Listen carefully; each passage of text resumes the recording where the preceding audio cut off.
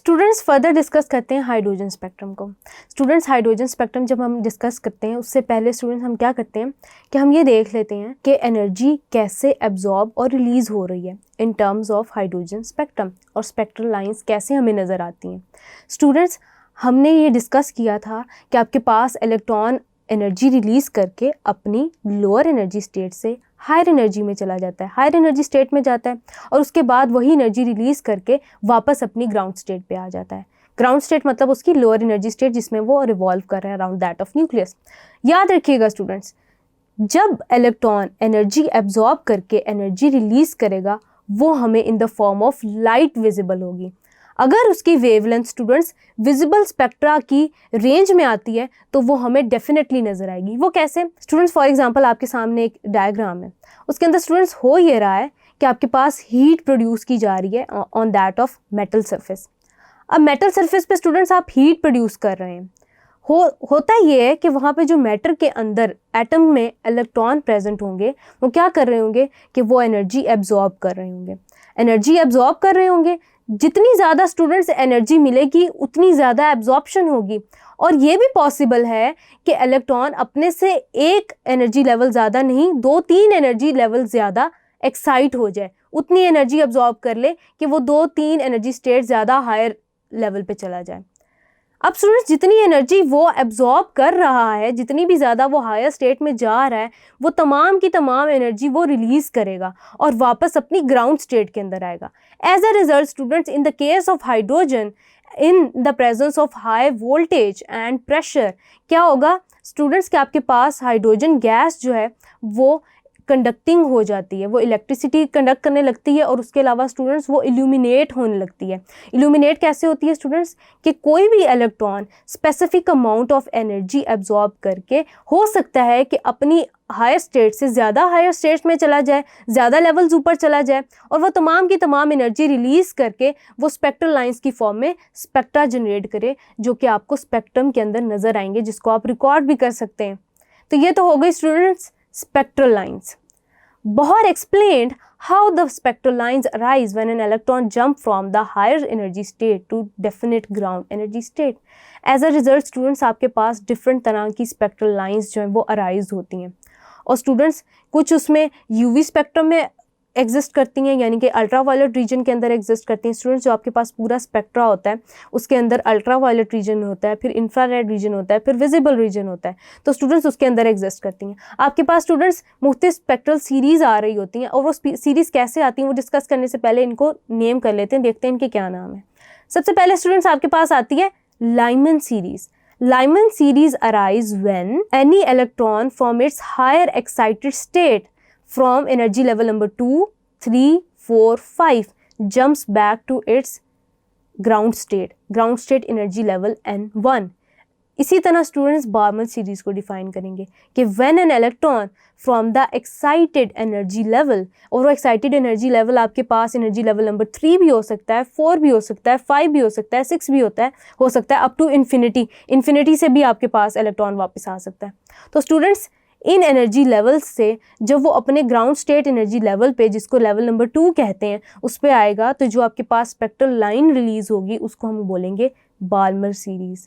उसके बाद students पैस्टन series कौन सी होगी? पैस्टन वो वाली होगी जिसमें excited state 4, 5, 6, 7 up to infinity है, और वो वापस इलेक्ट्रॉन अपनी ग्राउंड स्टेट में आके आपके पास स्पेक्ट्रल सीरीज़ या एक और स्पेक्ट्रा जनरेट कर रहा है, जिस सीरीज़ को हम बोलेंगे पैस्कन सीरीज़। बिल्कुल इसी तरह स्टूडेंट्स ब्रैकेट सीरीज़ तब जब N4 पे आएगा आपका इलेक्ट्रॉन वापस, पी फंड सीरीज़ तब जब N5 आएगा वापस।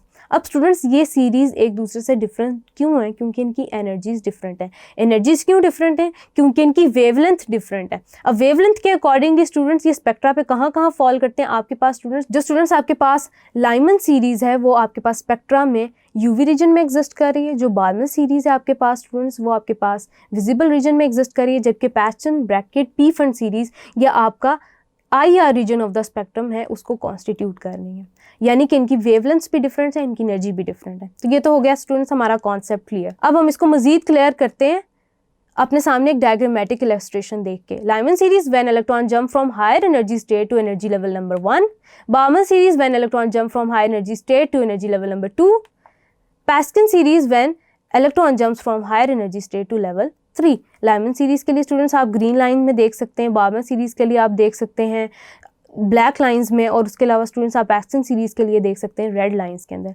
अब स्टूडेंट्स यहाँ पे हर स्पेक्ट्रल सीरीज़ के लिए डेफिनेट वेवलेंथ की वैल्यूज़ हैं जिनसे उन्होंने उसको मार्क किया हुआ है। जैसे लाइमन के लिए आप देख सकते हैं, आपके पास जो पहली लाइन आ रही है वो 122 nanometre, then 103 nanometre, then 97, 95, 94, then Balmer के भी इसी तरह, और उसके बाद आपके पास पैस्कन सीरीज़ के लिए भी इसी तरह।